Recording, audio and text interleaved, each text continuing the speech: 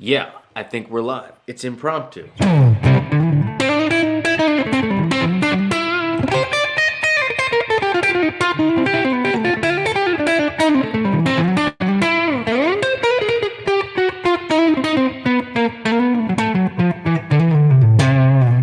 Let's try a track here. Hopefully you can hear it.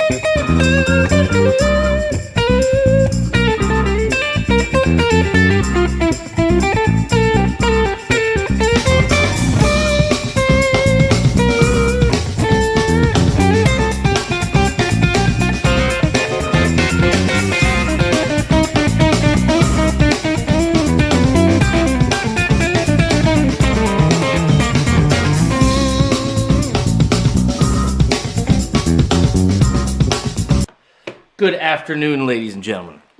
Michael here, and this is an impromptu little live guitar lesson.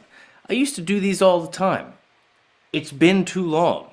I figured, we normally go live, we have guests, we do the live reaction thing, but not where I actually take questions from you who are out there playing guitar, taking my lessons, courses, studying from other people on YouTube, etc. So I'm just going to look here in the comment section and we'll see where it goes. We'll go for a half an hour or so and see what happens. I see a bunch of people on here right now. I see Vandy, Chase, Daryl, CP, Vipul, Ethan, Nick, etc. Sarah Blackman, good to see you. All right, Kicker Punter says, when you refer to the augmented fourth, or when do you refer to the augmented fourth versus diminished fifth? Yeah, it really just kind of depends. They actually are the same note, but generally speaking, things are enharmonically correct when something isn't doubled. So, for example, a triad is always a 1-3-5, right? A seventh chord is always 1-3-5-7. So, if you have a 5 in the chord, and then you also have a fourth, you're going to have to call that the 11. If you don't have a sharp 11, if you will, if you don't have a 5 in the chord, like let's say it's actually like a B flat 7, flat 5, that means there's not both notes. It's just that flat 5. So that's why sometimes you get like a B sharp or a C flat, even though there really is no such note. It's because you have to always stick with that N harmonic structure of there always being a 1, a 3, a 5, a 7. And so that's pretty much it. All right. Jack says, how do I feel about capos? So capos, like different tunings, always make me play things that I wouldn't normally play. So from a singer-songwriter perspective, from a songwriting, song crafting perspective, it's great. And you definitely get different sounds when the string is only ringing from, say, here to here, as opposed to here to here. But as far as on gigs, as far as learning your whole neck, the capo, the purpose of the capo is so that you don't have to play bar chord shapes and all these crazy things up the neck. It's so you can make the neck literally start where you want, so you can have open strings ring out. So again, there's a little bit of that cheating thing involved as far as you being able to accomplish what you want with the capo without learning new shapes. But the other part of that is you actually get different sounds, and you therefore play different things when you mess around with the capo. So I obviously encourage you to do both. Let's keep going. Michael Peters says, how to sound melodic when soloing rather than playing what the guitar offers you in terms of scale-wise. I just had this conversation with someone yesterday. I did a podcast. I'll be sharing the link to that.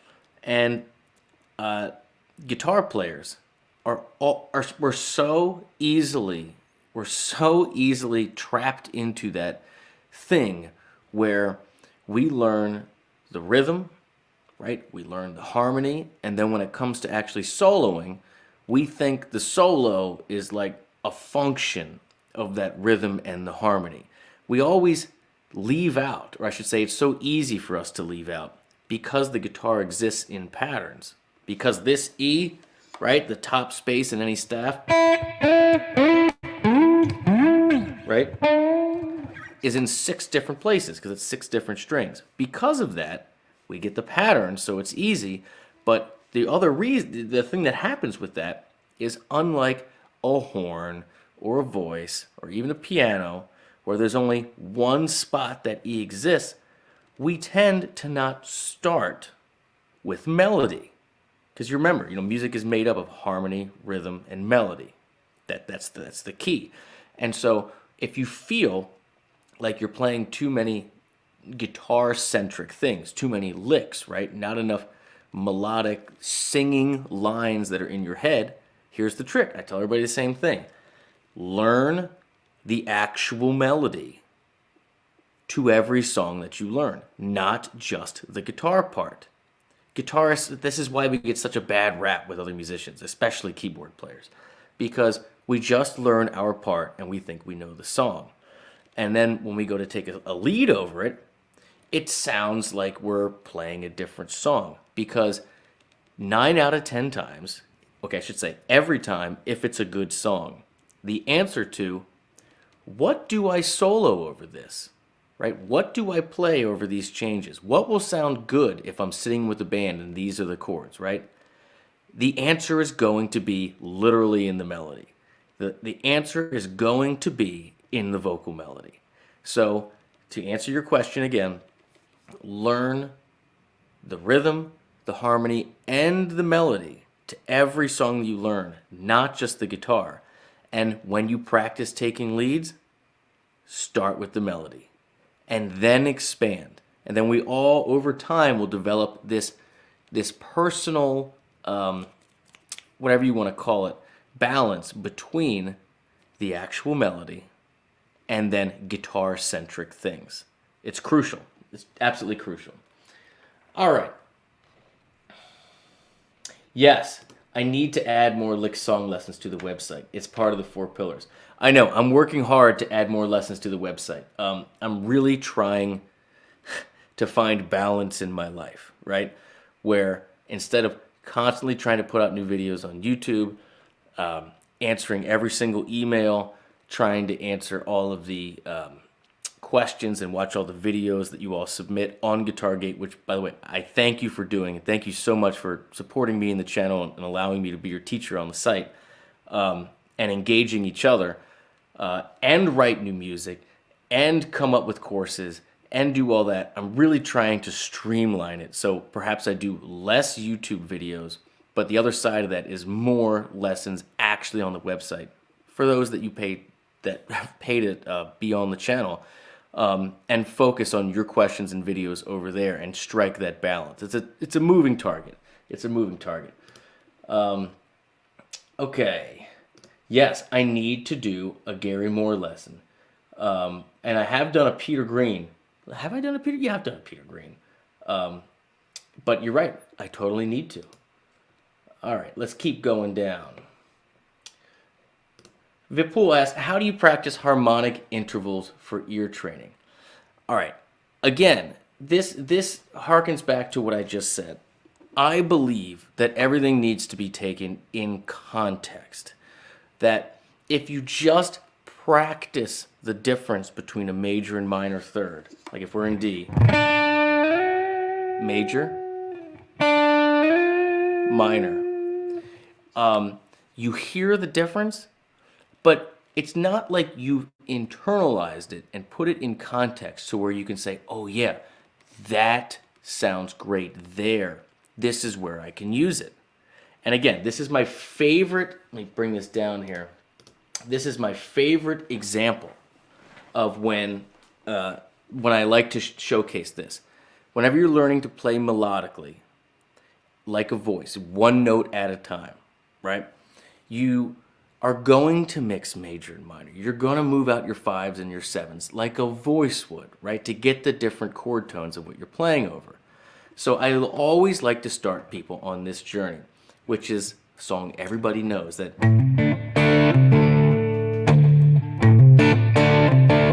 right? And now listen to the melody.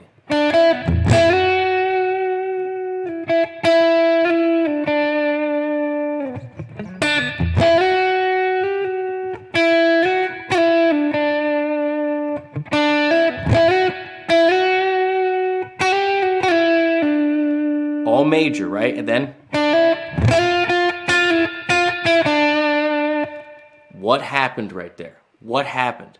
This is root, second, minor third, and major third. What happened there is the chord that below it, that changed, went to a minor 4 chord. You're in the key of D.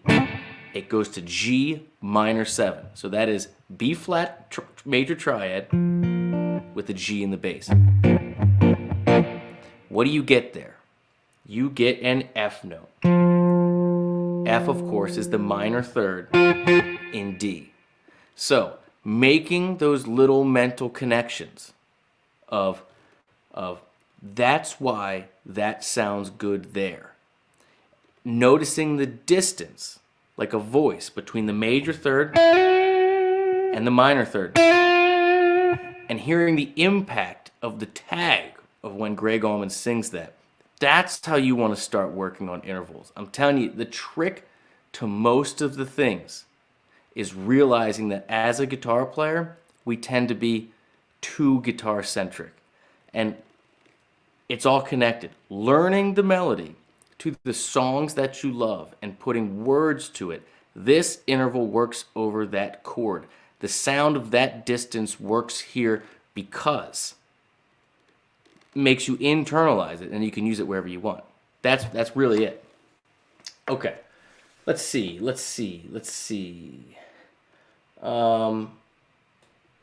What string gauges do I prefer? Alan, thanks for being a lifetime member, and I really appreciate you coming on here and saying you love the lessons. I'm glad to make a difference, man. I like helping. I do 10s to 42s. I feel like if I would make a switch, I would actually go lighter. I, just like a lot of you, when I got into Stevie Ray Vaughan, etc., felt that, bigger strings means bigger sound. And so I've gone up to 13s or so. And I've been slowly working my way down. And most of this, frankly, has to do with amplifiers. It has been my finding over the years with my playing style. Everybody plays differently. They have a different touch, different whatever. That if I have a great tube amp with lots of headroom and I play it like it's supposed to be played. I'm not slamming it with compression. I don't have a bunch of pedals in front of it, right? I'm playing it straight on it. Maybe a little verb, but nothing to take away, right? Nothing to alter the overall string sound going in. That if I lighten my touch on my fretting hand, it doesn't really matter so much what I do with my right hand. I can still get very aggressive with that. But if I lighten my touch on my fretting hand and make sure that I'm not pulling things out of tune, it's that right little spot where, like, if you play it, you can hear it going in and out of tune based on my pressure. And it's different for different strings.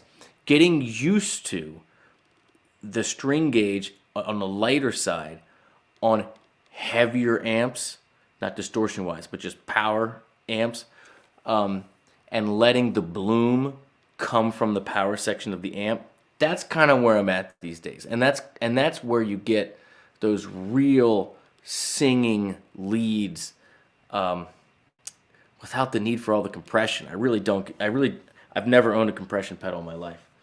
All right. Yeah, Billy uses eights. I remember seeing an interview with Billy where he's talking about B.B. King, and I think B.B. King might use, or Billy was using higher, and maybe he was using 9s or 10s. Maybe B.B. King used 7s. I can't remember the details, but the point was, he goes, "Why are you working so hard?"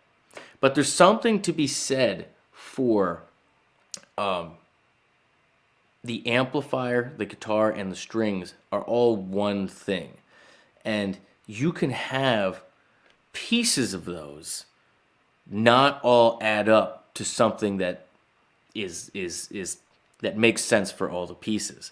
And it's a personal thing, and it's the endeavor of a lifetime. But I have just found that at my core, I'm an amplifier driver more than like I'm trying to amplify what I'm doing on guitar. I'm trying to have the guitar literally drive the amplifier. Like the amplifier is the main instrument, and the car is kind of like the steering wheel.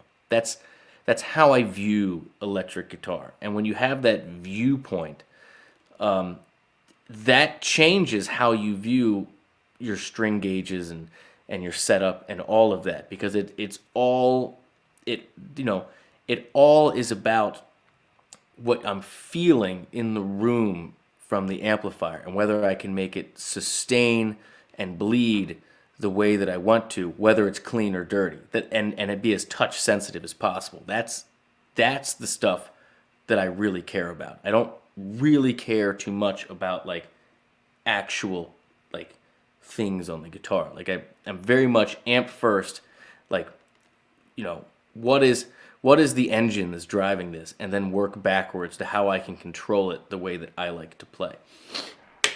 But there's no right or wrong. Yes, Mr. Tonic amps. Yes, sir. You know. We're going to talk soon. I'm interested to see how you play a 2-octave Ionian scale. This is from Kevin. And maybe add something else in there, like a Locrian.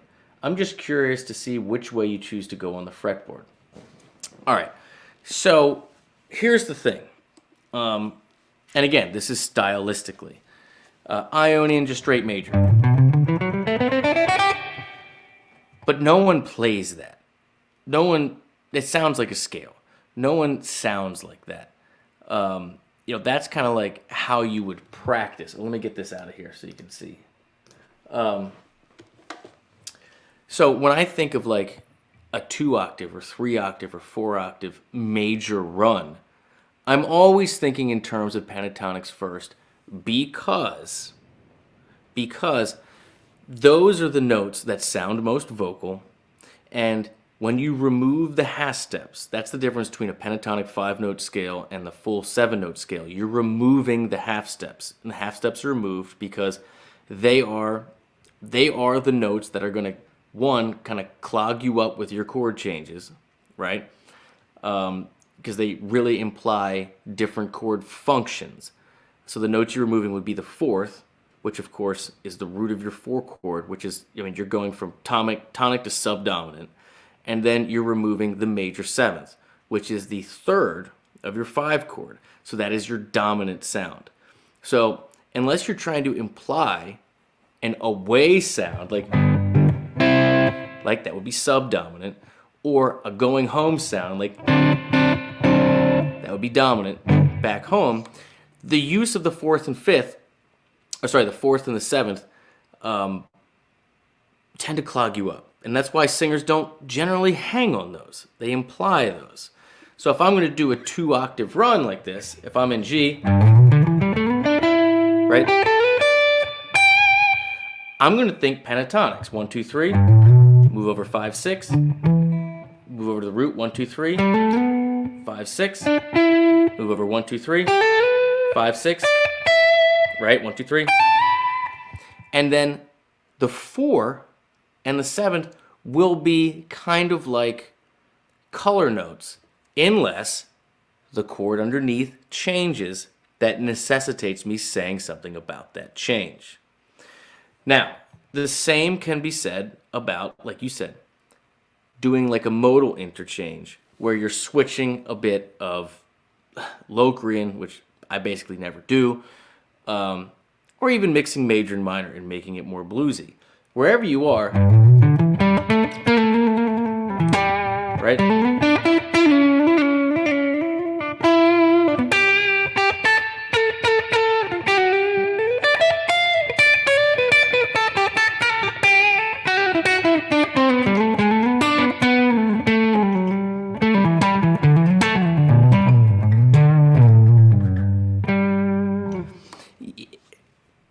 I'm very much a country-based, like, chromatic player, so I'm not thinking about, like, I'm adding Locrian.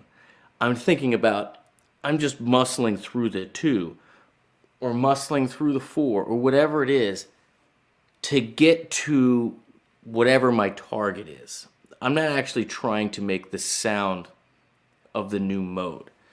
And the reason for that is, modes, like the difference between like G Ionian and A Dorian or B Phrygian or C Lydian, you know, D Mixolydian, you know, all those are just all the white keys with the except F is F sharp. What makes them different is the underlying chord, is the progression. That's the thing. So the notes don't mean anything without the context. And so just switching to try to get a different modal sound while the chord hasn't changed is really something that just isn't my bag. You know what I mean? Like to me, it's a chromatic thing. That's how I use it. But then again, you know, I'm a trash jazz fusion player. So like, you know, if you're into that type of thing, you might say, oh, maybe this is how I do it, or this is cool in this spot. But when I think about passing tones like that, I think about chromatic passing tones to get to a chord tone. I'm always thinking about where am I going to land, not literally having modal interchange within the actual song when the chords don't change. I would have to have the chords change. All right. Okay. Zach Horry, what was the first solo that you learned note for note, and why that solo?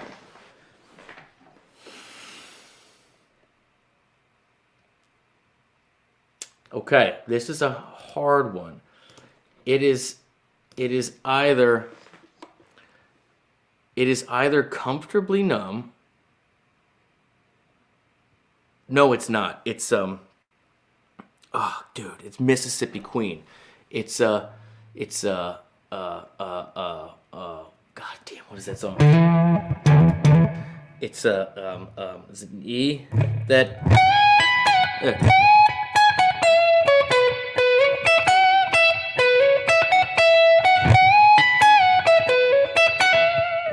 yeah, yeah. Um, and it was it was just because that was the one my guitar teacher taught me at first. What is that?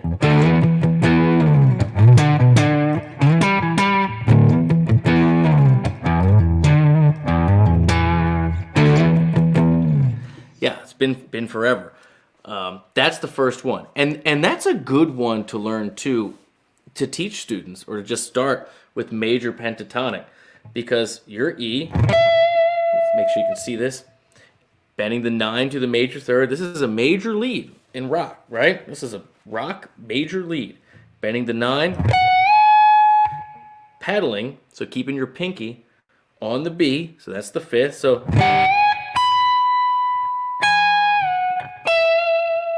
So 2nd up to the 3rd, tag the 5th, bring the 3rd back to the 2nd, root, and then major 6th 5. And that's your whole spot.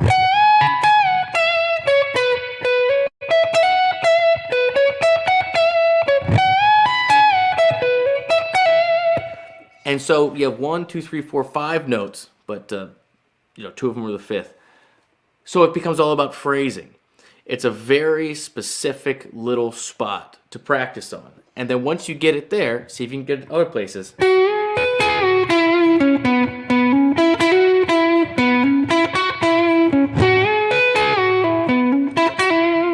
Right? That's a great first lesson. My guitar teacher did a good job. All right. Let's see. Still planning on a video with Dean Ween. Dean went dark. The Diener went dark. He responded to a few emails, and then he stopped responding.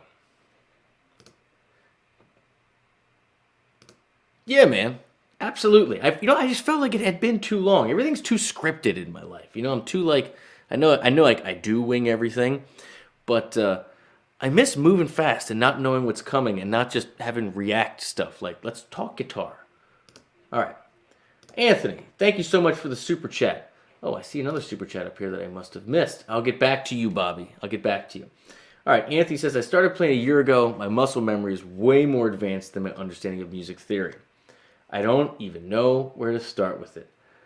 Dude, so this is a real thing. This is a real thing. When you getting this, right? And this all on the same page takes a long time. And if you grew up or you've spent most of your time working on one genre, one feel, you've been in the same band, right? You've always done acoustic, right? Or whatever it is. When you go to jump into something new, it's not just the theory that needs evolution. It's literally the tendons and fibers, like the muscle memory that you've built into your hands, into your wrists, your elbow, your shoulder, and your ear to connect all those. It takes a little while. It really, truly does. So now, I don't know what genre or background you come from or where you're trying to go, but honestly, if you're learning, so you got to start with songs, number one. You have to start with songs. So learning the songs note for note, the solos note for note, but making the mental connection theory-wise of why I like this, why this sounds good. And then if you're practicing, like let's say you're a rock player and you're going into something that starts playing a little modal, your exercises are going to have to reflect that. You're going to have to start doing, if you're so used to doing, right? If you're so used to doing like A major and all of a sudden you're doing A Dorian, and the progression, you're going to have to practice those exercises. It's going to be different muscle memory. But it's really, man, songs are where you start. What are your goals? It's probably a song. It's probably something specific. And you have to start there. You have to learn it, but not just what are the frets, what are the strings, but learn the theory behind it and put words to it. This sounds good because, this sounds good because, this is the part that every time I try to connect, it doesn't work because I'm doing my old stuff, right? And just take your time with it, just like anything else. It's about repetition. It's about repetition. Thank you, Anthony. All right, next one is Bobby Durant's. I can't put it on screen here because I missed it before. It's moving fast. But thank you for the 10 spot. I really appreciate the donation. It says, when building chord progressions, where are other chord voicings aside from major and minor work? Sus 7/6 / dominant augmented, etc. Lifetime member here. Thanks for everything. Bobby, thank you so much for being a lifetime member. That level of support means the world to me. Anybody out there that's watching that wants to be a part of the Guitar Gate community and take the courses, I don't even know if the link is in the description, but it's guitargate.com. And I love you and I appreciate you, and you make all the free stuff possible. So, Bobby, it's my pleasure. Okay, so it's embellishment, it's color, it's you're trying to get different sounds. So let's start basic. Let's say you have a 1 chord to a 4 chord, right? And let's make it simple. Let's make it just A to E. So you got A.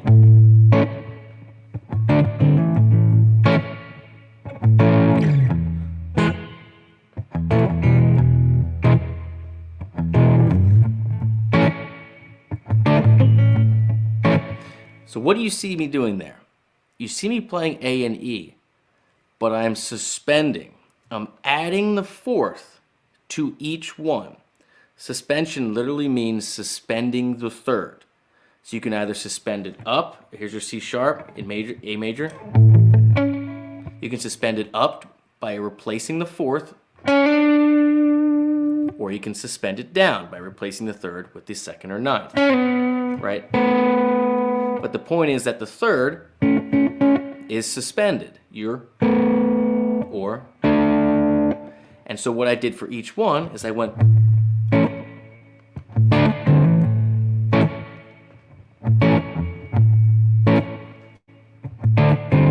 Where I suspended, that's where I'd use a little sus chord. Very rarely do you have songs that your sus chords linger, where the tune is like, and that's your 1, you know, where like it actually, like you can have it, but the suspension feels suspended. It feels like it needs to go. It feels like it needs resolution. So that's how you would use a sus chord. And you can use that, like I did before, over the E. Either one. Dominant chords. The dominant chord exists in diatonic harmony in the 5 chord. When you make it a 7th, when you add the 7th degree. So for those of you that are more beginner in music theory, all chords, diatonic, meaning you're staying in key. That's what diatonic means. Have a root, a 3rd, and a 5th. There are 3-note chords. So your major chords and your minor chords are all 3-note chords. Now, when you add the 7th degree on top of it, there are 7 notes in any scale, in any key. So for each chord, it'd be 1, 3, 5, 7. It's now a 4-note chord. When you add that 7th degree, your 1 and your 4 become a major 7. I know, don't worry about it. Your 5 becomes a dominant 7. So the 5 chord is the only place in diatonic harmony where you naturally get a dominant 7th chord. So using the same example, if I wanted to make this A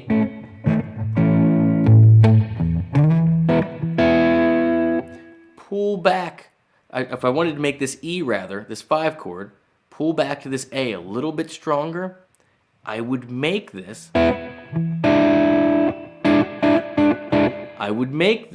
a dominant chord. I'd make this E7. If I wanted to make it sound, again, bluesier, but you're trying to get the tension that naturally exists in the key to resolve. And what is this? What happens when you add this 7th, right? When you add this D over the E chord. What needs to happen? This, in the key of A, is the 4th that needs to resolve a half step down to the major third, to the C sharp. So it achieves the same thing as suspending it. That's why it needs to be resolved, because the third is the resolution point. So you can mix them interchangeably. You A.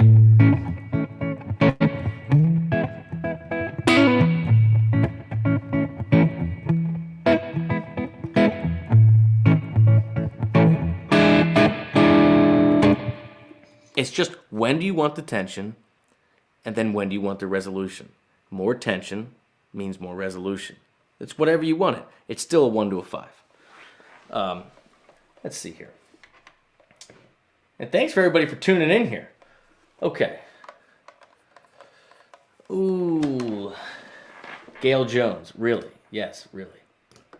I should take guitar lessons. You're right. I do still take guitar lessons. I do. I subscribe to Jack Rush's Patreon and take his lessons. Jim, when do you play guitar the best? No beers, 2 beers, or 6 beers? 2 beers. 2 beers, definitely. Not that no beers isn't great, and not that 6 beers isn't great, but time and a place. I'm going with 2. Okay. Oh, let's see. What else do we have here? Chandler, do you still do your tracks and streams? Or your particular track I struggle to understand, would be interesting to see how you dissect it. I do. I've obviously been getting a lot of requests, and I wanted to do more interviews. And I also wanted to do a lot more subscriber sit-ins, because when we do the tracks and streams, a lot of people super chat, which is amazing, and I love it, and I appreciate it. But I also feel a responsibility to limit it so that people who don't have the funds can still get their voice heard, and strike that balance with having guests too, because it's we all want to meet the people that motivate and inspire us, right? So it's whittled down to like once a month, maybe twice a month max for the traditional React streams. But you know what? I mean, if you guys want to do more, I can do more. It's just that they'd have to be during the day. Nighttime is getting pretty difficult. All right. Let's see.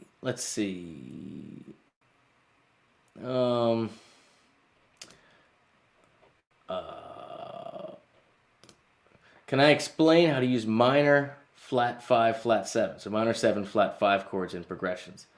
All right. Yeah, I will. Here's the thing with those. And again, I'm not a jazz player. Okay? I know what I know, and I teach what I teach because it works for me. And I can say with complete certainty that what I'm saying is factual for how I use it. You can use anything how you wish. But this question, minor 7, flat 5, is the same question as people say, how do you use a diminished triad? What is the function of diminished? To go back to your basic music theory, if you build a triad 1, 3, 5 on your 7 notes that are in key, 1, 4, 5 major, 2, 3, 6 are minor, and if you build one on the diminished triad, the 7th degree, it gets you a diminished triad. If you then take it a step further and make each one of those a 7th chord, 1, 3, 5, 7, you get obviously a minor 7 on 2, 3, 6, major 7 on 1 and 4, dominant 7 on 5, and minor 7 flat 5 on the 7th. Okay, so the point is, how the hell do you use them? So in my world, when I see a diminished triad, I see the top 3 notes in a dominant chord. It is the sound, it is the function of a dominant chord. That is how I use it. So if I see in a C sharp diminished triad,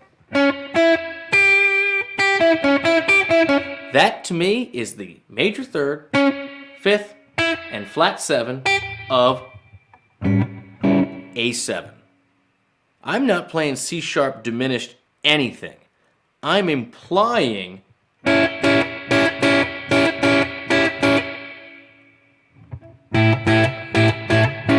A7. That's it. And so when I get a C sharp minor 7 flat 5, I'm seeing the major 3rd, flat 7, 9,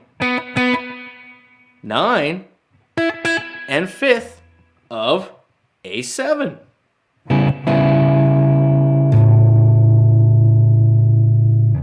And that's it, man. That's it. So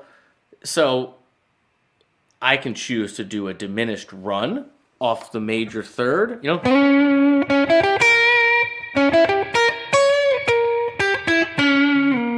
Right?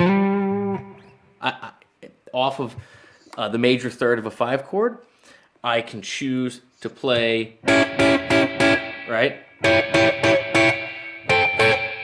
I can choose to play any voicing I want of a diminished triad based on either C sharp, E, or G, you know, and anything if I'm still thinking A7. I can make it a 7th chord where I'm just adding the 9, but that's it, man. It's not more complicated than that. When you see a diminished anything, just think of the root being the major 3rd of the 5 chord of the key you're in. Take it to the bank. Okay. Butch, what's happening, man? What's happening? Oh, Thomas, I've been struggling to get into some Atkins and Knopfler picking techniques. Could you do some react on them? Yeah, you know what? I should. It's hard. I mean, you come in with Chet Atkins and Mark Knopfler. I mean, again, I don't have a problem saying when things are beyond me, beyond my pay grade on this channel. Yeah, we all struggle with those. But I should do one and talk broad strokes about harmonically, melodically, what's happening, even if I can't actually play it all the way it needs to be played. So I'll keep that in mind for sure. Sean Miller, what's happening? Yeah, Jonathan, I'd love to do a Waylon Jennings track. Yes, I would. Which one do you want? Email me, support@guitargate.com. I need more country. I need more country. On that note, I want to take this opportunity to say that I don't have the link. Maybe mods, anybody out there that has the link. I see US Elite Ski, he'll do it. Hopefully he has it. But I started a second channel, Eclipse channel. So we're going to take long live streams and post a 5 or 6 minute thing whenever there's like a poignant thing. So people don't have to watch a 2-hour live stream to get to the one thing that's awesome. Also, for the reacts, you know, Ryan Storm, one of our moderators, just cut up the Lingus video where I watched Corey Henry for the first time into like a 6-minute vid instead of a 20-minute vid or whatever. So that video and Jake giving us a tour, Jake from Umphreys, of his home studio are already on that channel already. So if you would, please go over there and subscribe. Yeah, it would really be helpful. If I can get over 1,000 subscribers on there and then start posting videos, it'll help big time for promotion. And also, if you guys, anybody out there, has any clips that, like, any favorite moments from any live streams or React out there, if you have the ability, if you would like to rip it, you can do it with software on the internet, or you can literally just play it full screen and do a screenshot and send me the recording. I'm more than happy to credit you in the description on the channel, however you want to be credited, whether it's your professional links or just your name or whatever. But I'd love to populate that channel.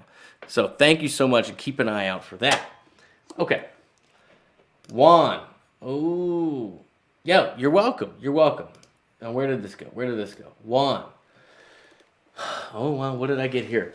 Can you explain how in the chord progression of Layla, in the verse, C sharp minor 7, G sharp minor, C sharp minor 7, C, D, E, F sharp minor, B, E, how can he get the G sharp 7 instead of a G sharp minor 7 from the scale?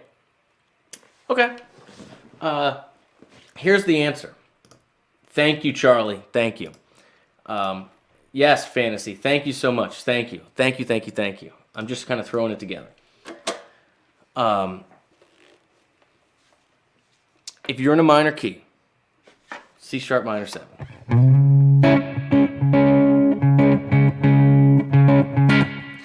Yes, your 5 chord is going to be minor, right? G sharp minor 7, or G sharp minor, is going to be in key. So the answer to your question is things don't always have to be in key. And so why does G sharp dominant 7 work? And here's the answer. It is quite literally the reason that harmonic minor was invented. Harmonic minor was invented so that in a minor key, you can have a 5 chord that has a leading tone, meaning one note below your tonic, that resolves back. And you achieve that by changing your 5 chord from a minor, meaning having a minor third, to a major. So, if you're in C sharp minor and you play G sharp 7, what you get is, right, it's a C natural, if you want to call it that. I know, it's really like B sharp. We talked about this before, to remain enharmonically correct.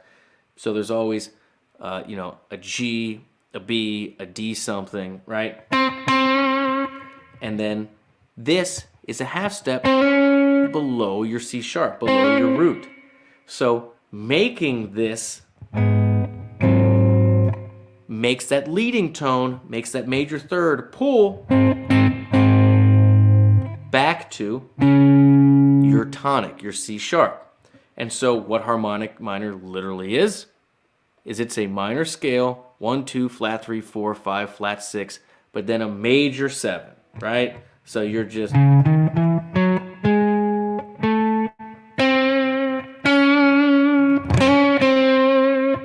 And that's why it works. Okay.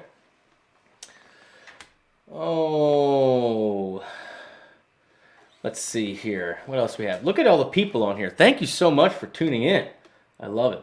Kevin Brooks throws a 5. Says, Guitargate has helped me tremendously. Thank you. Hey, Kevin, thank you so much. And all of you that subscribe on my website, I'll do a little plug here. It's only $10 a month. Yeah, there's a yearly option for less, and a lifetime if you want the badge and only pay once. But you make all this possible. You make the free stuff. You make my whole life, support my whole family on it. Because when I do the React videos, if you see ads, it goes to the writers of the song because it gets demonetized, as it should. So seriously, thank you. Thank you. Jamie Henderson, top 3 underrated guitarists who need more recognition.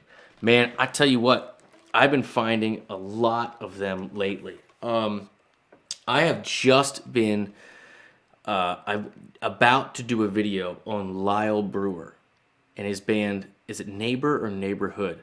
But I've been following him on Instagram. Jason Shadrick from Premier Guitar turned me on to him. And that dude That dude is a serious guitar player. A serious guitar player. Hopefully most of you have seen the, stop it Siri, video where I focused on Jack Roush. The title is like, "This man's the best, my favorite guitar player in the world right now." Totally true. So if you're familiar with either of those, please get on it, because those are really, really, really great guitar players. All right. Thank you, Brian. It is crazy. Tell you what, man. There's a lot of other people and other sites that charge double and triple what I charge, and honestly, I think I should and could, but I just don't, because I want everybody that wants to be a part of the community to be able to, and most people, can afford $10. And honestly, if it's too much, just email me, and I'll probably make it cheaper.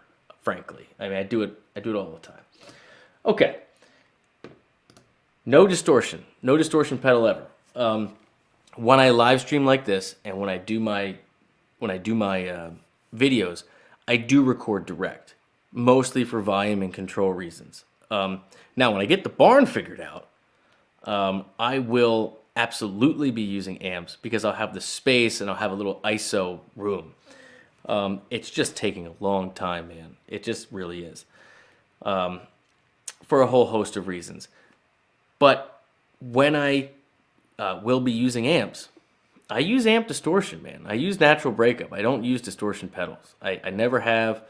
I'm not like against it philosophically, but I've never. It goes back to the conversation I was having before. I want to feel the room. I want to feel it. The amp is the most important component to me, and I choose my guitars and everything based on how it makes the amp sound, what I get from an amp, not the other way around, where I'm chasing a certain sound and I try to figure out the right amp and everything for it. I'm trying to remove resistance, and every distortion pedal I've ever played just hasn't had it. It just hasn't had it. It's just saggy at the bottom, and it's just kind of true. But the other side of it is that I've never really gotten, when I was in my metal days, I should say, when I was going after this, I never really got all the distortion I wanted off a tube. I get why Dimebag played solid states. I get it. And there hasn't really been anything that would kind of like mesh those two worlds and still allow for the volume knob to provide the breakup and ride the volume knob like you do with a tube amp, and still be able to get that super sustain where you can do the whinnies and stuff. Pursuit of a lifetime, I suppose. Yeah. Okay. Let's keep going.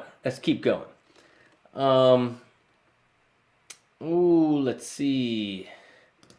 Hand pain is a thing, especially when you also play keyboards. Fact.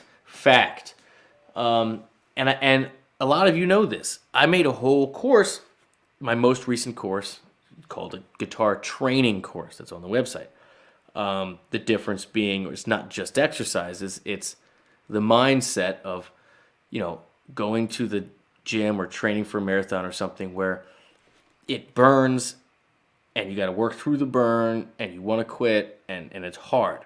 And if you do that and you don't take care of your body with the stretching, you don't work up slowly and burn up to it, yeah, you're going to have injuries. And if you're not worried, if you're not thinking about your posture, if you're not paying attention to your body, you're going to have injuries. The same with athletics. Like if you go try to again run a marathon or go do whatever without saying, okay, it's going to take me 4 months to be able to do this, to do it healthily and be safe and not break things. Yeah, you can get out there and you can do it, but you're absolutely going to hurt yourself. And so with keyboards, same deal. I, believe it or not, when I have my morning sessions, I do warm-ups on the keyboard and on the drums, usually before I play guitar. Just to feel, rhythm, but using different muscle memory, different, attacks. But for anybody out there that wants to be able to play really dynamically, really fast, so even at lightning speeds, not always be like super stiff and playing everything, super loud, like not having any dynamics at incredible speed. The trick, again, I mentioned this in the course, but it's worth reiterating, is that if you don't want to hurt yourself and you want to achieve, playing at 200 BPM but having flow, you have to give yourself the reasonable goal of saying, this is going to take me 3 or 4 months. It's what it is. Like, I'm doing it now, actually. I'm doing it now. Every morning I do it because I want to be, like this summer, I want to gig a little bit, and I want to have my chops up. So I'm starting every day at like 100 beats per minute, and I'm doing the whole training exercise, which you see on the course, And even at 100, I will do it to the point where it burns, right? When I start doing the trills and the triplet parts at the end, even at a very slow BPM, you are going to get that burn. But then the next day I'll do it 105, and then I'll do 110, and then 115, and then 120. And if I'm listening to my body and I feel like I'm starting to get wrist pain or whatever, I drop it back down 2 or 3. And then once it's comfortable, you drop it back up, knowing that by summertime I'll have lightning if I want it, right? But I've been doing it long enough to know that that's realistic. Like, if I want to run a marathon in September, I need to start training in May or June and take it slow. And if I get to a point where I start having pain in my knee or my foot or whatever it is, I realize my gait's messed up, I need to pull it back. I don't need to muscle through that. I need to think long term about it. That's crucial. That's a key component to the mindset to make sure you don't get hurt. Okay. Let's see. I saw something come through here. Alex, thank you so much for the donation, Alex. It says, what's your favorite method for learning better creative phrasing in solos, beginner level? Also, thanks for having an awesome channel. You're welcome. All right, so I can't stress this enough. I'm sure maybe you were watching from the beginning, but I view this as 101. Guitarists are so stuck in learning the rhythm and the harmony, and then just what scale do I play over this, instead of learning the melody to the songs you're trying to learn. On a beginner level, I'm telling you, take a simple 3-chord song that you like, right? Or a simple riff tune that you like, and literally learn what the vocalist is singing. You're immediately going to understand why the song works, why the melody connects the chords, and you're going to immediately have different phrasing. You're going to be using different muscle memory. Your ears thinking differently. You're going to be working backwards instead of, what do I do to get a different sound? You're going to be starting with that different sound and then figuring out why you like it, why it works. I can't stress that enough to everyone that's a guitar player. Learn the rhythm, learn the melody, learn the harmony, not just the guitar part. Crucial. All right. Jack from Ireland. Hello there. I'm mostly Irish, believe it or not. Any chance of a Paul Brady reaction lesson? Shoot me an email. support@guitargate.com. Shoot me a video. All right. Let's see here. The trauma factor. I have a question. I just brought a brand new guitar, but the string doesn't line up perfectly with the pickup poles. Is that okay, or will tone be affected? You know, I am absolutely 100% not at all an expert. I know this is going to sound crazy. I don't know how to set up my guitars. It's true. I get my guitars professionally set up. When they sound squirrely, when they feel squirrely, when they need new frets, which is very frequently, I take them in. I have no idea how much it actually matters, but I'll say this: look at like Eddie's Frankenstrat. I mean, he just chiseled that out of there and screwed a pickup in. There's no shot, you know, that like the polarity of the poles and the strings like was taken into consideration or measured. Like it is rough, and it sounds amazing. I'm sure someone out there in the comments is jumping in right now to explain what actually happens there. But I am not the person to answer that question. I'm very sorry. It's just true. DH, empty super chat. Appreciate the donation, sir. Okay. Oh, there he goes. My brain won't let me do anything other than play the guitar while I'm playing the guitar. Okay. Do you have any tips to condition my brain to allow me to have a conversation or sing while strumming chords? You know, that's an interesting question. And I don't know how to respond to that. You know, it's the same thing as singing while you're playing drums or doing whatever. It's or even like when you first learn to drive or ride a bike or whatever, you're so focused because you can't do it subconsciously yet, that you can't go off and have your brain focused on something else while your body is subconsciously driving or playing. I really think that it's just a time thing. It's a time and an experience thing. It has to be. It has to be. I don't know. Practice. That's it. Yeah. Practice is 99% of these answers. 100% correct. But also, not all practice is, equal, right? There are different kinds of practicing. Which is why I made that video, the 4 pillars of an effective practice routine. Like, you got to actually have exercises. Like, you can't just noodle, right? And you can't just play the songs you've always played. Like, you got to work on physical strength and dexterity that has nothing to do with music and push yourself to literally build the muscles and the tendons, right? You have to learn new songs, stuff that you're actively trying to figure out why you like what you like and put words to it.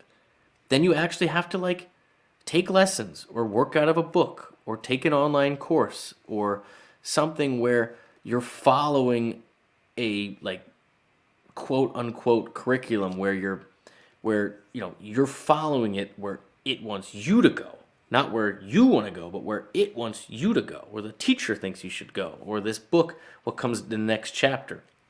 And then you obviously need to create and take all those things and see if you can, get what is in out. And that can be by yourself. It can be with the band. It's always better with the band, I should say, for me. Some people are great. They can compose whatever by themselves. I need to feel the band. I love it with other people. And it makes you write stuff and play stuff that you wouldn't if you're just by yourself. So both are important.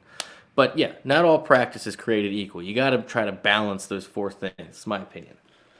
Okay. And the last 1% is beer. Okay. Fishing. Do you know that there are an estimated 2,341 chords that can be played on the guitar? Did you memorize them all? Absolutely not. Absolutely not. No. I think in terms of chord function and melodic function. So what are the notes in a chord? What do those notes imply? And why do melodies either accentuate or create tension or resolve it based on the notes in those chords? You don't have to know all the chords. You don't have to know every scale and every pattern, because at the end of the day, they're just trying to describe what I just described. which is, the harmony and the melody work because of the combination of the two. So looking at chords in terms of their core essence, their function, and looking at melodies as far as how does it connect to the chords that became before, after, or right on it, and how does all that mesh together. That's how you come up with new chords. That's how you come up with new stuff. Like that's the point. The point is not knowing 2,500 chords. The point is knowing that that note makes that chord work in this song because... Here. All right. Yeah. Yeah. Sicey, whatever. I've learned to play music with a loop pedal. Have to. I got one plugged in right now. But now, while recording, I have a hard time writing and connecting different sections. Any tips? Yeah. If you have a loop pedal, you can't have like a bridge, chorus, solo section with different chords. So there's no like answer to that except, try to write a song that has different parts, record them all, and then figure out how to play over them. That is literally a limitation of a loop versus a band. That's it. But, and figuring out A parts and B parts and complementary choruses and bridges and stuff like that and how to write hooks, that's hard. That is the journey of a lifetime. So there's no shortcut to that. That is very much, I like this, and I think this sounds great after that. So, the best thing to do, obviously, is dissect songs that you love, figure out why does that bridge make me want to go back to that verse or that chorus or pre-chorus, then the chorus so much. What is it? And put words to it. And then when you're writing, you can borrow from that. You can dig into that pool here. All right. Let's see. Got a couple of super chats up here. I don't want to miss them. Let's see here. Go doop doop doop doop doop doop doop doop doop doop. Okay, Kapanga. Can't put it on the screen, but I don't know what's going on. Come on. Any advice to a bassist thinking to learning a bit of guitar? Would like to know some finger picking chord shapes and fretboard harmony. What skills as a bassist because I transferred to the guitar? Guitar and bass are pretty different. Their function is pretty different. And honestly, it has been my experience that bassists know their fretboard a little better than guitar players. Because again, when you reduce options, you're forced to figure out more with less. Just like our conversation before of, when you play a horn, right? You're limited to one note at a time. And so you have to know. You have to start melody first and have to know from the beginning why that note works over that chord. When you move on to bass and you have the 4 strings, you start obviously by playing root, moving around, and then root 5th, root 5th, root 5th, and then you start outlining root 3rd, 5th, root 3rd, 5th, and you basically know that everywhere. So you're automatically starting in triad groups instead of like chord shapes. And even when you do your bass lines, it's crucial that you know the chord tones that you're playing over. And then like the rhythm and the groove and the feel, that's a different conversation. We're just talking about harmony at the moment. So you probably have a very good feeling already of the fretboard on the bottom 4 strings, at least where your roots, 3rds, and 5ths are in basic movements. So you'd obviously start by learning the basic bar chords, pattern 4, right? Pattern 2, so root on the 5th string, or 6th string, your 4th, root on the 5th string, your 3rd, pattern 1.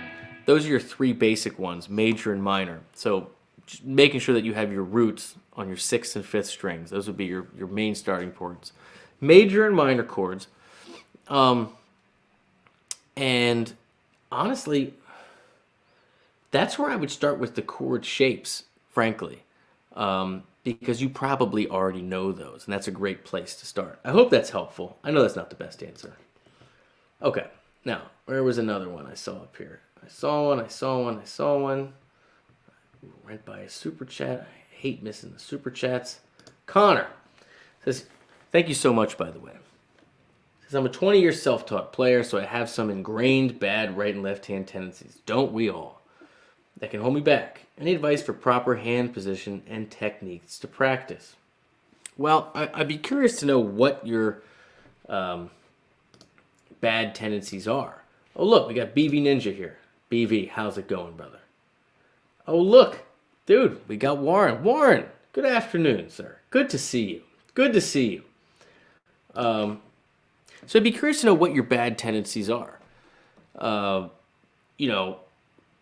For me, when I was 20 or so, one of the things that I had to work on a great deal was keeping my fingers close to the fretboard and keeping my picking hand close to the strings. Everything was right, and then picking it up like basically trying to make your movements as efficient as possible. So that was the main thing that I had to work on when I was 20 or so. And you know, when you see players, Warren, everybody's watching Produce Like a Pro in the chat, make sure you go follow him, subscribe, is absolutely one of these people.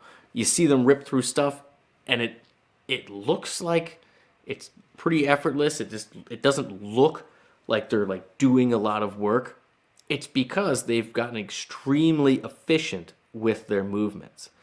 And so again, the way to do that, the way to get better at it, is to do the exercises, start slowly, so slow that you aren't focusing on just getting the notes out and making them ring for an equal duration, but to make sure you're using a very small move, right? You're thinking about economy. So you might be down to 80 beats per minute, 90. Thinking about economy when you do it. Left hand and right hand. Alternate picking, not just downstroking, right? And then bringing it up slowly over time. And then think about that when you learn songs, when you're practicing scales, whatever. Thinking about economy. And that's why when you see players like Warren, and like look at like Yngwie, and you listen to it and you're like, that must be the hardest thing ever. And you watch him do it, and it's just like, because it's so incredibly economical. So I don't know if that's what you're referring to, but I absolutely, when I was 20, man, I worked way too hard to get the note out. Okay. Uncle Deadhead with the 20. Dude, thank you so much for tuning in. I appreciate that donation. It says, I'm considered an intermediate, often through my solo, though my solos have a note length issue, where I seem to be playing a lot of the same length notes in a row. What's a key or tip to playing varied note lengths more? That is a very good question. And honestly, I think the answer, again, I keep coming back to this in this stream, is thinking like a voice, thinking like a horn, thinking like something that is not guitar, where you're going to have a breath, where you have to leave space, but then you can also push a note out long, right? I'll say it again if you're just tuning in. As guitar players, we're all so guilty of focusing on the rhythm and the harmony and not the melody, not actually learning the melody, like what the vocalist is singing. And just when we take leads, we have our scale patterns, we know what notes we should focus on, but our phrasing always sounds like a scale, it sounds like a guitar, it sounds angular, it doesn't sound like a voice. And that's because you haven't actually tried to learn the vocal parts and sound like a voice. So, and guitar players are constantly doing this. Yeah, it is great advice. It's so true. And just, you can practice all day, right? But if I take those same notes and I just think like I would be singing them and try to breathe like I'm singing them, you know.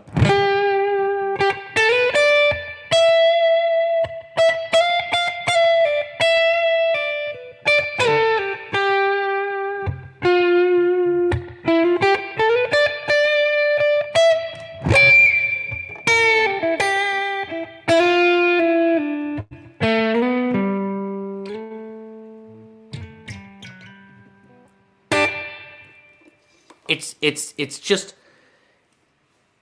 you know, I wasn't thinking that's G major pattern 1, right?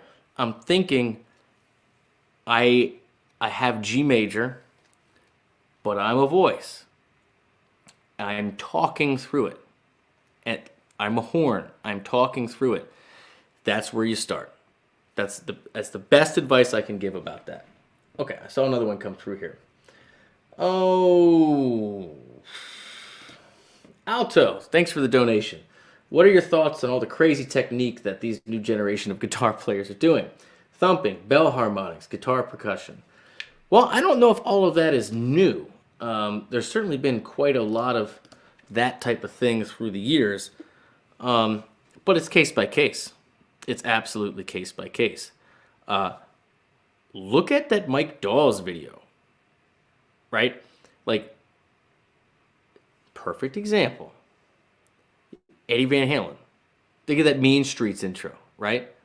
That's all the tapping, it's the percussive thing, but it's in a completely different sound, right? That happened 40 years ago, or however long ago it was. But then look at Mike Dawes' cover jump on his acoustic. You know, here's what I'm trying to say when I say it's a case-by-case basis. Just like finger tapping or sweeping or tremolo picking or effects, whatever it is, it's very clear the people who are doing it to be impressive as like a shtick, as like a thing that is like, check this out, I can do this, this is really hard. As opposed to people who use it to be musically expressive and have something powerful to say, right? Look at Tommy Emmanuel. He does all that stuff. Been doing it for a long time. But it's musical. It's not, look how good I am at doing something that's so hard, right? It is top to bottom inspired musicality. Same thing you see in Mike Dawes, Van Halen back in the day. And so on and so forth. So to answer your question, I don't like any show-offy stuff. I don't like anything that doesn't achieve a musical purpose. It doesn't stick in my brain. I look at it and say, yeah, I could never do that. That's, you know, you must have spent the past 5 years trying to get that precision down. But then I'm going to go home and I'm going to forget about it because you didn't play anything that stuck in my brain. Okay. Hope that was helpful. A little snarky, but that's okay. It's true. Being truthful here. Okay. Let's see here. Yes, I do love this guitar. I love this guitar so much. This is just...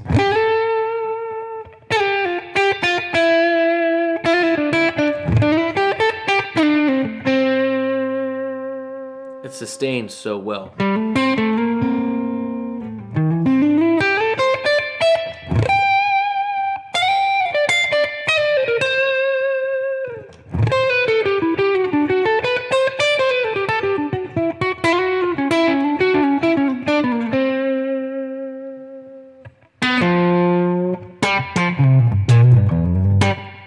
I do love this guitar. Okay. Oh, yeah. Hey, Michael, just wanted to know, how should a man with a low-budget guitar rig or processor think forward? I mean, dude, I know you see me with the PRSs, and I'm very fortunate that PRS has been a sponsor of mine, if you will, even though they don't, there's no money exchanged. And a supporter of mine for many years, and I'm very grateful for them. The people are even better than the guitars. That's why I play them. Frankly, it's true. I'm here in Maryland. They're in Maryland. It's kind of like a local feel, and they have my back, and I vouch for them, and that's why I play them. It's really that simple. They don't pay me, and I wouldn't take the money if they did. We're like that. So, with that being said, when I buy guitars, which is very rare, even before the Pure S thing, very rare. With the only exception, the singular exception of my PV Wolfgang, I have never purchased a new guitar. I only purchased beat up used guitars. It's a thing. It's a thing. You do not need a lot of money to have a great guitar. Some of my favorite guitars I got for under $500. Don't worry about the make, don't worry about the model, don't worry about if it's dinged up, don't worry about if it's like, dirty or what. Like, if you go into a pawn shop or guitar store or anything and you pick something up, and even though you can't explain it, and you're like, wow, this just feels good. Feel over sound all day. All day. If you just can't put it down and it's $380, buy it. Buy it. You do not need a $1,000 guitar. Not even for a minute. I'll go gig with my $200 Fender Bullet tomorrow. I'll go out on tour with it. Like as my number one and only. I don't even care. I am absolutely not one of those people that thinks that gear is like, or spending money on gear is something you have to do to progress. If anything, I think it hinders you, right? Because again, it's the mindset. It's the difference of working on you versus working on like some externality. So don't ever let money stop you. Buy used gear. Go check out used stuff. Don't worry about the brand. Don't worry about the age, the condition, nothing. Buy the one that you can't put down, that your hands want that your hands want to have it in, that you want to keep it in your hands. That's it. That's the trick. Because if you keep it in your hands, you'll play more, you'll get better, no matter what your goals are. Yeah, exactly. Exactly. One of my favorite guitars, Sean Miller says, was an $80 shitty K off eBay. Wrote dime a dozen on it. Exactly. Exactly. Yeah. And you can swap out the pickups. Feel over tone all day. Find the piece of wood that must stay in your hands, that you can't put down, and then go spend $80 on a Seymour Duncan or $110 or something, like whatever. The point is that keeping the physical thing in your hands, that's the key. That's the key to it all. Yeah, absolutely. Again, it's about investing in you. And this is not unique to guitar or music in general. Whenever you choose to invest in yourself or your relationship with your significant other or family or your job, right? Whenever you choose to invest in you and make you more valuable, make you better, instead of getting a new guitar, getting a new car, or buying this present, or showing off to this person, whatever it is, choosing to say that, like, this is the vehicle, this is a tool, this is the vehicle, this is the tool, right? You approach everything differently, and it's true regardless what you do. All right, I saw a bunch of super chats in here. I'm going to go just a little bit longer. I'm going to try to pull this back around 2 o'clock-ish.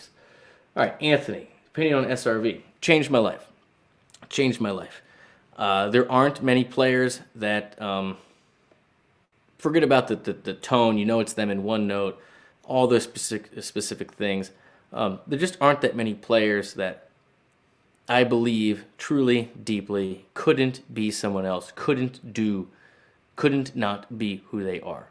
There's so many tremendous players that I love and I respect, and their stuff gets stuck in my head, and they're amazing, right? They're amazing. but they could do something else with their life. There's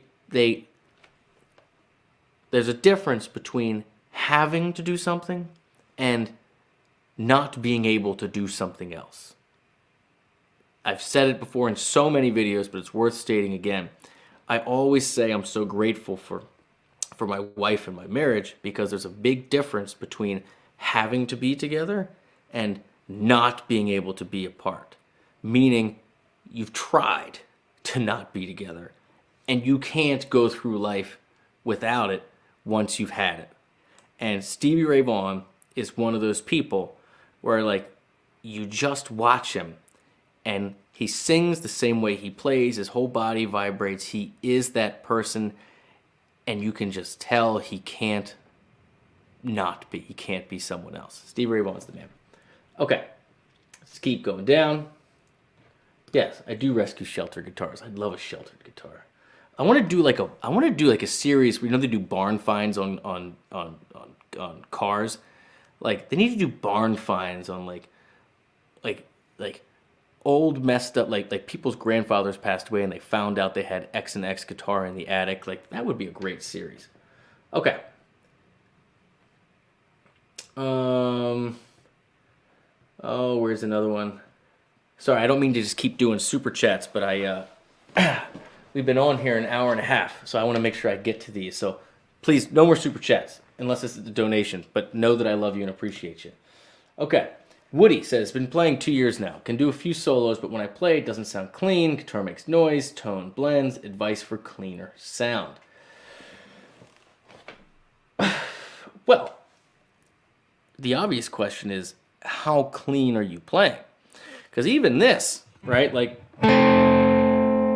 isn't very clean. There's still some note bleed happening. So honestly, what I would recommend is play acoustic, like completely clean, and then build up. If you don't have an acoustic, like when I did the live stream with Tomo, he says Tomo is an instructor at Berkeley, or at least part-time, in addition to running his Guitar Wisdom website, which you can totally check out. Tomo is the man. Is he makes all of his students that come in the room take all their reverb off, and then I believe he said either crank the treble and kill the bass or vice versa, but basically make the tone just dead, you know, and dry, and make some practice that way. So that's also what I would recommend, as crazy as that might sound. Let's see what else here. Let's see. Use those ears. Want to be like Book when I grow up. Absolutely. The stuff that the parts that he hears on the fly are unbelievable. I talked to Tim Pierce about Bukovac. I'm sure I've mentioned this in a video, but he's like, as good as he is on the records and as good as he is in the videos, he's so much better in the room. Because in the room, you get to see him get presented with something that he hasn't seen before. And you get to see him come with the parts on the fly. And you get to see someone say, you know, producer, artist saying, okay, let's try something different. And he'll come up with 2, 3, 4, 5 parts that are completely different and add something completely different. And the producer can just pick one. And each one of them is unique and special. Tim was going on and on about it, how we really can't appreciate how good Tom is unless you actually get to see him do it when he's presented with new material. I would love to see that. Okay, let's keep going. Hey, Simon, thank you. I appreciate it. Let's see. Yes, we need a Tomo clip of that. Yes, we absolutely do. All right, let's do a couple more. That's it for the super chats. Thank you all so much. This is awesome. Thank you for so many of you tuning in. I need to do more impromptu. Would you like me to do more of these? I feel like I should do more also for just the actual like Guitar Gate community, like either on the website or maybe even the Discord would be good, because everybody that's a member there is on the Discord. But this is awesome. This is bringing me back. This is bringing me back. I love it. Okay. Oh, yeah. Play something. Sure. I'll tell you what. Here's what I'll do. Let's find a random jam track on the internet. Let's search fast jam track. Let's do, oh my God. Here, let's do this. Let's do this. I love doing this stuff. Let's add this in. Let's do a funky fast zapper rock backing track in D Dorian. Let's do it. Okay.